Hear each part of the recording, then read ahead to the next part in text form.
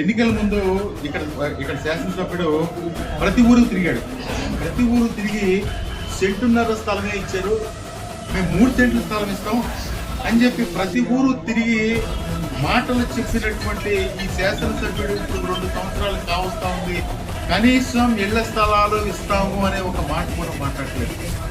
ముఖ్యంగా పామరు టౌన్లో మేము వచ్చి ఆయన ఏం చేశాడంటే వస్తమే పామర్ టౌన్లో ఇళ్ల స్థలాలు ఇస్తుంటే ఆ తెలుగుదేశం వాళ్ళని పెట్టి కోర్టులో వేయించేశాడు. ఆ కోర్టులో వేయించేస్తే అట్లా ఆగిపోయింది. అట్లా ఆగిపోతే ఈరోజు పామర్లో ఇళ్ల స్థలాలు ఇంతవరకు నేను ఈ 2 సంవత్సరాల్లో చూశాను, ఎక్కడన్నా పామర్లో ఇళ్ల స్థలం నేను ఇస్తాను, 3 సెంట్లు స్థలం ఇస్తాను అని ఇంతవరకు మాట్లాడిన పరిస్థితులు లేవు. సంక్రాంతి వరకు చూస్తాం, మేము కూడా చూసి మేము కూడా దాని మీద ఉద్యమం చేసే కార్యక్రమం చేస్తాం. తోటలవల్లూరులో కొన్ని టెక్నికల్ ప్రాబ్లం వల్ల ఇవ్వలేకపోయాం, అక్కడ కూడా మేము ఇళ్ల స్థలాలు ఇస్తామని చెప్పాడు.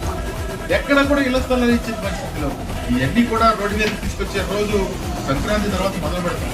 తప్పకుండా కూడా మీ మాటలన్నీ గుర్తున్నాయి, మీ రికార్డులన్నీ గుర్తున్నాయి. తప్పకుండా కూడా అన్నీ కూడా తీసుకొచ్చి తమరు ఇళ్ల స్థలాలు ఇచ్చే వరకు మీ ఇంటి ముందే కూర్చునే కార్యక్రమం చేస్తాం.